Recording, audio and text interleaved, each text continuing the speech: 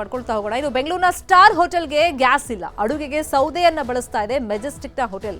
3 star ಹೋಟೆಲ್ನಲ್ಲಿ ಸೌದೆಯನ್ನ ಬಳಸಿ ಅಡುಗೆಯನ್ನ ಮಾಡ್ತಾ ಇದ್ದಾರೆ. ಈಗ ಗ್ಯಾಸ್ ಸಪ್ಲೈ ಅಂತೂ ನಿಂತು ಹೋಗಿರೋದ್ರಿಂದ ಕೆಲವು ಹೋಟೆಲ್ಗಳಲ್ಲಿ ಇನ್ನೊಂದು 2-3 ದಿನ ಅಡುಗೆ ಮಾಡ್ಬೋದು, ಅಷ್ಟು ಇದೆ ಸ್ಟಾಕ್.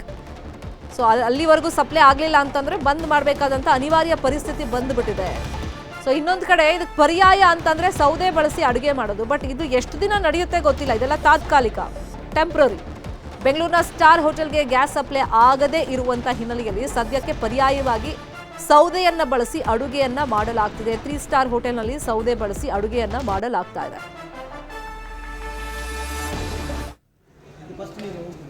ದೃಶ್ಯಗಳಲ್ಲಿ ಗಮನಿಸ್ತಾ ಇದ್ದೀವಿ. ಈಗ ಹೋಟೆಲ್ ಬಂದ್ ಮಾಡೋಕ್ಕೂ ಮುಂಚಿತವಾಗಿ ಪರ್ಯಾಯವಾಗಿ ಏನ್ ಮಾಡಬಹುದು ಅಂತ ಯೋಚನೆ ಮಾಡಿ ಸೌದೆ ಬಳಸಿ ಅಡುಗೆಯನ್ನ ಮಾಡಲಾಗ್ತಾ ಇದೆ. ಇನ್ನು ಕೆಲವು ಹೋಟೆಲಲ್ಲಿ ಇವತ್ತಿಗೆ ಪರವಾಗಿಲ್ಲ, ಮ್ಯಾನೇಜ್ ಮಾಡಬಹುದು ಅನ್ನೋ ಮಟ್ಟಿಗೆ ಗ್ಯಾಸ್ ಸ್ಟಾಕ್ ಇದೆ. ಸೊ ನಾಳೆ ಏನು ಮಾಡೋದು ಅಂತ ಅವ್ರ ಚಿಂತೆಲಿದ್ರೆ, ಸೊ ಇವತ್ತೇ ಗ್ಯಾಸ್ ಸಪ್ಲೈ ಇಲ್ಲ, ಗ್ಯಾಸ್ ಇಲ್ದಿರುವಂಥ ಹೋಟೆಲ್ಗಳಲ್ಲಿ ಸೌದೆ ಬಳಸಿ ಅಡುಗೆ ಮಾಡ್ತಾ ಇದ್ದಾರೆ. ಹೋಟೆಲ್ಗಳಿಗೆ ತಟ್ಟಿದೆ ಕಮರ್ಷಿಯಲ್ ಗ್ಯಾಸ್ ಬಿಸಿ. ಬೆಂಗಳೂರಿನ ಗಾಂಧಿನಗರದ ಪ್ರತಿಷ್ಠಿತ ಹೋಟೆಲ್ ಬಂದ್ ಆಗಿದೆ.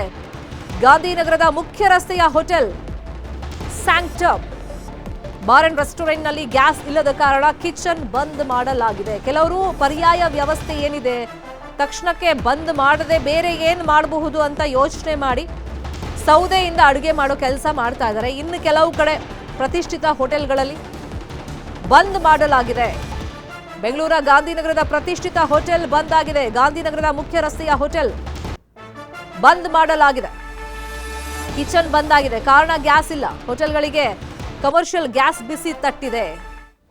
ತಕ್ಷಣ ಬುಕಿಂಗ್ ಆಗ್ತಾ ಇಲ್ಲ ಅಂತ ಹೇಳಿ ಜನಸಾಮಾನ್ಯರು ಹೇಳ್ತಾ ಇದ್ದಾರೆ. ಅಂದ್ರೆ ಗೃಹ ಬಳಕೆಯ LPG ಬುಕ್ ಆಗ್ತಿಲ್ಲ ಅಂತ ಹೇಳಿ ಜನ ಹೇಳ್ತಾ ಇದ್ದಾರೆ. ಮತ್ತೆ ಜನ ಆತಂಕದಿಂದ ಒಮ್ಮೆಲೆ ಬುಕ್ ಮಾಡ್ತಾ ಇದ್ದಾರೆ. ಅಂದ್ರೆ 70% ಜಾಸ್ತಿ ಆಗ್ಬಿಟ್ಟಿದೆ ಬುಕಿಂಗ್. ಹಾಗಾಗಿ ಸರ್ವರ್ ಪ್ರಾಬ್ಲಮ್ ಆಗ್ತಾ ಇದೆ, ಸರ್ವರ್ ಡೌನ್ ಇದೆ. 6ನೇ ತಾರೀಕು ಬುಕ್ ಮಾಡಿದ್ರು ಈಗ ಬರ್ತಿಲ್ಲ ಅಂತ ಹೇಳಿ ಜನ ಕಂಪ್ಲೇಂಟ್ ಮಾಡ್ತಾ ಇದ್ದಾರೆ. ಇನ್ನೊಂದು ಕಡೆ ಹೋಟೆಲ್ಗಳು ಒಂದೊಂದಾಗಿ ಕ್ಲೋಸ್ ಆಗ್ತಾ ಇದ್ದಾವೆ. ಈ ಸಂಬಂಧ ಹೋಟೆಲ್ ಉದ್ಯಮಿ ಕೃಷ್ಣರಾಜ್ ಮಾತನಾಡಿದ್ದಾರೆ. ನಮ್ಮ ಪ್ರತಿನಿಧಿ ಆಶಿಕ್ ಅವರನ್ನು ಮಾತನಾಡಿಸಿದ್ದಾರೆ, ನೋಡೋಣ. ಮಧ್ಯಪ್ರಾಚ್ಯದ ದೇಶಗಳಲ್ಲಿ ಯುದ್ಧ ನಡೀತಾ ಇರುವಂತಹ ಹಿನ್ನೆಲೆಯಲ್ಲಿ ನಮ್ಮ ದೇಶದಲ್ಲೂ ಕೂಡ ಕಮರ್ಷಿಯಲ್ ಗ್ಯಾಸ್ಗೆ ಇದೀಗ ಅಭಾವ ಉಂಟಾಗಿರುವಂತದ್ದು. ಬೆಂಗಳೂರಿನಲ್ಲೂ ಕೂಡ ಈ ಒಂದು ಅಭಾವ ಹಿನ್ನೆಲೆಯಲ್ಲಿ ನಗರದ ಹೋಟೆಲ್ ಉದ್ಯಮಗಳ ಮೇಲೆ ಬಹಳ ದೊಡ್ಡ ಪ್ರಮಾಣದಲ್ಲಿ ಹೊಡೆತ ಬಿದ್ದಿರುವಂತದ್ದು. ಹೋಟೆಲ್ ಮಾಲೀಕರಿದ್ದಾರೆ, ಕೃಷ್ಣರಾಜ್ ಅವರನ್ನ ಮಾತಾಡ್ಸೋಣ. ನಿಮಗೆ ಗ್ಯಾಸ್ ಪೂರೈಕೆಯಲ್ಲಿ ಅಭಾವ ಆಗಿದೆ ಅನ್ನುವಂಥದ್ದು ಎಷ್ಟು ಪ್ರಮಾಣದಲ್ಲಿ ಆಗಿದೆ? ಹೌದು, ನಿನ್ನೆಯಿಂದ ಸಿಲಿಂಡರ್ ಇಲ್ಲ ಅಂತ ಹೇಳ್ತಾ ಇದ್ದಾರೆ ಡಿಸ್ಟ್ರಿಬ್ಯೂಟರ್ಗಳು. ನಮಗೆ ಇವತ್ತು ಸಂಜೆವರೆಗೆ ಬರುವಂತ ಒಂದು ವ್ಯವಸ್ಥೆ ಇದೆ. ನಾಳೆಗೆ ಏನ್ ಮಾಡೋದು ಅಂತ ಯೋಚನೆ ಆಗಿದೆ. ಸುಮಾರು ಇನ್ನೊಂದು ನನಗೆ 4 ಸ್ಟಾಕ್ ಇದೆ, 4 ಇದೆ. ಸಂಜೆವರೆಗೆ ಬರಬಹುದು. ನಮಗೆ ಸೋಮವಾರ ನಿನ್ನೆನೇ ಹೇಳಿದ್ದಾರೆ ನಾಳೆಯಿಂದ ಸರ್ವಿಸ್ ಸಪ್ಲೈ ಸಿಗಲ್ಲ ಅಂತ ಹೇಳಿದ್ದಾರೆ. ನಾಳೆಯಿಂದ ನಾವೇನ್ ಮಾಡೋದು ಅಂತ ಒಂದು ಪ್ರಶ್ನೆ ಉದ್ಭವ ಆಗಿದೆ. ಉದ್ಯಮಕ್ಕೆ ಹೊಡೆತ 100ಕ್ಕೆ 100. ಯಾಕಂತ ಹೇಳಿದ್ರೆ ಈ ಒಂದು ಸಿಲಿಂಡರ್ ಬೆಳಿಗ್ಗೆ ಒಂದು ಹೋಟೆಲಲ್ಲಿ ಗ್ಯಾಸ್ ಹಚ್ಚಿದ ನಂತರನೇ ನಮ್ದು ಪ್ರಾರಂಭ ಆಗೋದು. ಈ ಗ್ಯಾಸೇ ಇಲ್ಲ ಅಂದ್ರೆ ನಾವು ಹೋಟೆಲ್ ರನ್ ಮಾಡೋದು ಹೇಗೆ? ಹಸಿ ತರಕಾರಿಗಳು ಮಾಡಕ್ಕೆ ಗ್ಯಾಸ್ ಬಂದಿದ್ದು ಯಾವಾಗ? ನಮಗೆ ಸಂಡೇ ಸಂಜೆ ಬಂದಿದೆ, ಸೋಮವಾರ ಸಂಜೆ ಬಂದಿದೆ. ಹೌದು, ಬಂದಿದೆ. ನಾವು ತಗೋಬೇಕು, ಒಂದು 15 ತಗೊಳ್ತೀವಿ. ನಾವು ಒಂದೇ ಸರಿ 15 ಸ್ಟಾಕ್ ಮಾಡ್ತೀವಿ. ನಾವು ಒಂದು 3 ದಿವಸ ಆಗೋಷ್ಟು ತಗೊಳ್ತೀವಿ. ನಾವು 15 ಸಿಲಿಂಡರ್ ಮೊನ್ನೆ ತಗೊಂಡು, ಮೊನ್ನೆ 10 ಸಿಲಿಂಡರ್ ಕೊಟ್ಟಿದ್ದಾರೆ, ಕಡಿಮೆ ಕೊಟ್ಟಿದ್ದಾರೆ. ಬಟ್ ಎಲ್ಲಾ ಡಿಸ್ಟ್ರಿಬ್ಯೂಟರ್ಗಳ ಹತ್ರನೂ ಈಗ ಒಂದು ಸ್ಟಾಕ್ ಇಟ್ಕೊಂಡು ಆಟ ಆಡ್ತಾರೆ. ಅದನ್ನ ಕೇಳಕ್ ಬಂದೆ. ಡಿಸ್ಟ್ರಿಬ್ಯೂಟರ್ಗಳಲ್ಲಿ ಇದು ಒಂದು ದಂಧೆ ನಡೆಸ್ತಾ ಇರುವಂತಹ ಆರೋಪಗಳು ಕೇಳಿ ಬರ್ತಾ ಇದೆ. ಸ್ಟಾಕ್ ಅನ್ನು ಅವರು ಡಿಮಾಂಡ್ ಕ್ರಿಯೇಟ್ ಮಾಡ್ತೀವಿ, ಇರೋದನ್ನ ಅವರು ಬಿಟ್ಕೊಡ್ತಾ ಇಲ್ಲ, ಸ್ಟಾಕ್ ಅನ್ನು ಹೋಲ್ಡ್ ಮಾಡ್ತಿದ್ದಾರೆ ಅನ್ನೋ ಇಲ್ಲ. ಸುಮಾರು ಒಂದು 4-5 ದಿವಸಕ್ಕೆ ಆಗುವಷ್ಟು ಗ್ಯಾಸ್ ಸಿಲಿಂಡರ್ ಡಿಸ್ಟ್ರಿಬ್ಯೂಟರ್ಗಳು ಸ್ಟಾಕ್ ಮಾಡಿದ್ದಾರೆ ಅಂತ ಒಂದು ನಮ್ಗೆ ಕೇಳ್ಪಟ್ಟಿದ್ವಿ. ಯಾಕಂತ ಹೇಳಿದ್ರೆ ಈಗಾಗಲೇ ಕೆಲವೊಂದು ಹೋಟ್ಲ್ಗಳಿಗೆ ಸುಮಾರು 2,800, 3,000 ರೂಪಾಯಿ ದುಡ್ಡು ಕೊಟ್ಟರೆ ಅವರಿಗೆ ಸಪ್ಲೈ ಮಾಡ್ತಾ ಇದ್ದಾರೆ. ಅಂದ್ರೆ ನಮ್ಮ ಗೋಡಾನ್ಗಳಿದೆ, ಅಲ್ಲಿಗೆ ಬಂದು ನೀವೇ ತಗೊಂಡು ಹೋಗ್ಬೇಕು ಅಂತೇಳಿ ಒಂದು ಈ ರೀತಿಯಾದ ಒಂದು ಆಟ ಆಡ್ತಾ ಇದ್ದಾರೆ. ಇವತ್ತು ಇಂಡಿಯನ್ ಆಯಿಲ್ ಕಾರ್ಪೊರೇಷನ್ ನಲ್ಲಿ ನಮ್ಮ ಅಗರ್ವಾಲ್ ಅಂತ ED ಎಕ್ಸಿಕ್ಯೂಟಿವ್ ಡೈರೆಕ್ಟರ್ ಇದ್ದಾರೆ. ಅವರೆಲ್ಲ ಒಂದು ಅಧಿಕಾರಿಗಳು ಅದು ಎಲ್ಲಾ ಗುಡಾನ್ಗಳಿಗೆ ಹೋಗ್ಬಿಟ್ಟು ರೇಡ್ ಮಾಡಬೇಕು. ಪ್ರತಿ ಸ್ಟಾಕ್ ಆಯಾ ದಿವಸ ಅವ್ರಿಗೆ ಕಸ್ಟಮರಿಗೆ ಸಪ್ಲೈ ಮಾಡಬೇಕಂತೇಳಿ ಕಂಪ್ನಿಯ ರೂಲ್ ಹೇಳುತ್ತೆ. ಇದು ಅದನ್ನು ಬಿಟ್ಟು ಇವರು ಸ್ಟಾಕ್ ಮಾಡಿಕೊಂಡು ನಮ್ಮ ನೀವೇ ಡೈರೆಕ್ಟ್ ಆಗಿ ಬಂದ್ರೆ ನಾವು ಇಷ್ಟಕ್ಕೆ ಕೊಡ್ತೀವಿ ಅಷ್ಟಕ್ಕೆ ಕೊಡ್ತೀವಿ ಅಂತ ಒಂದು ದಂಧೆಗಳಿದ್ದಾರೆ. ಈ ದಂಧೆ ಕಡಿವಾಣ ಹಾಕಬೇಕು ಅಂತೇಳಿ ನಾವು ಹೇಳ್ತಾ ಇದೀವಿ. ಸರ್ಕಾರ ಏನಾದರೂ ಅವರು ಅನುಮತಿ ಕೊಟ್ಟರೆ, ಇವತ್ತು ಒಂದು MPಗಳು ಒಂದು ಮೀಟಿಂಗ್ ಕರೆದಿದ್ದಾರೆ. MPಗಳಿಗೆಲ್ಲ ನಾವು ಒತ್ತಡ ಹಾಕಿದೀವಿ. ಇವತ್ತು MPಗಳ ಒಂದು ಕೇಂದ್ರ ಸರ್ಕಾರ ಪಾರ್ಲಿಮೆಂಟ್ ನಡೀತಾ ಇದೆ, ಅಲ್ಲಿ 10 ಗಂಟೆಗೆ ಒಂದು ಮೀಟಿಂಗ್ ಕರೆದಿದ್ದೀವಿ ಅಂತ ಹೇಳ್ತಾ ಇದ್ದಾರೆ. ಅಲ್ಲೇನಾದರೂ ಅನುಮತಿ ಕೊಟ್ಟರೆ ಅದು ಫಿಲ್ಲಿಂಗ್ ಸ್ಟಾರ್ಟ್ ಆಗುತ್ತೆ. ಆವಾಗ ಸ್ವಲ್ಪ ಸಿಗಬಹುದು ಅಂತ ಒಂದು ಆಶಾಭಾವನೆ ಇದೆ. ಇಲ್ಲ ಅಂದ್ರೆ ನಾಳೆಯಿಂದ ಬಂದ್ ಆಗೋ ಚಾನ್ಸಸ್ ಜಾಸ್ತಿ ಇದೆ.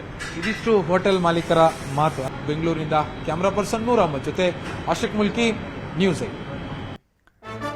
ಹೋಟೆಲ್ ಆಯ್ತು, ಈಗ ಪಿಜಿ ಮಾಲೀಕರಿಗೂ ಗ್ಯಾಸ್ ಬಿಸಿ ತಟ್ತಾ ಇದೆ.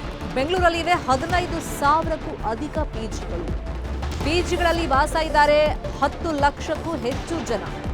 ಪಿಜಿಗಳಲ್ಲಿರುವಂತಹ ವಿದ್ಯಾರ್ಥಿಗಳು, ಉದ್ಯೋಗ ಮಾಡೋರಿಗೆ ಈಗ ಸಂಕಷ್ಟ ಎದುರಾಗಿದೆ. ಪಿಜಿಗಳಿಗೆ ಕಮರ್ಷಿಯಲ್ ಗ್ಯಾಸ್ಗಳು ಸಿಗ್ತಾ ಇಲ್ಲ. ಹೋಟೆಲ್ಗಳಿಗೆ ಹೆಂಗ್ ಪ್ರಾಬ್ಲಮ್ ಆಗ್ತಾ ಇದೆ, ಪಿಜಿಗಳಿಗೂ ಹಾಗೆ ಗ್ಯಾಸ್ ಸಪ್ಲೈ ಇವಾಗ ಆಗ್ತಾ ಇಲ್ಲ.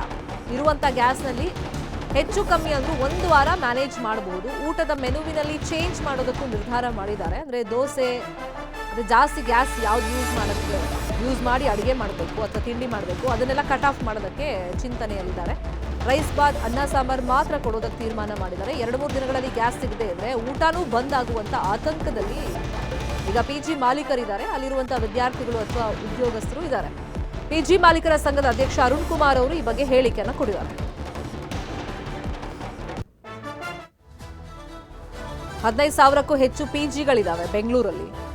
ಅಲ್ಲೂ ಅಷ್ಟೇ ಕಮರ್ಷಿಯಲ್ ಗ್ಯಾಸ್ ಸಿಲಿಂಡರ್ನೇ ಯೂಸ್ ಮಾಡ್ತಿರೋದು. ಅಲ್ಲೂ ಸಪ್ಲೈ ಈಗಿಲ್ಲ. ಒಂದು 2-3 ದಿನ ಹೆಂಗೋ ಮ್ಯಾನೇಜ್ ಮಾಡ್ಬೋದು, ಕೆಲವು ಕಡೆ 1 ವಾರ ಮ್ಯಾನೇಜ್ ಮಾಡಬಹುದು ಅಂತ ಹೇಳ್ತಾ ಇದ್ದಾರೆ.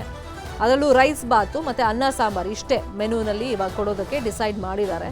ದೋಸೆ ಇನ್ನಿತರೆ ತಿಂಡಿಗಳಿಗೆ ಬ್ರೇಕ್ ಹಾಕಿ ಸುಲಭವಾಗಿ ಗ್ಯಾಸ್ ಕಮ್ಮಿ ಯೂಸ್ ಮಾಡ್ಕೊಂಡು ಏನು ಅಡುಗೆ ಮಾಡ್ಬೋದು ಅದನ್ನು ಮಾಡೋದಕ್ಕೆ ತೀರ್ಮಾನ ಮಾಡಿದ್ದಾರೆ. ಒಂದು ವೇಳೆ ಅಷ್ಟರೊಳಗೆ ಸಿಲಿಂಡರ್ ಸಪ್ಲೈ ಆಗಲಿಲ್ಲ ಅಂತಂದರೆ ಪಿಜಿಗಳಲ್ಲಿ ಊಟ ಬಂದ್ ಮಾಡೋಂಥ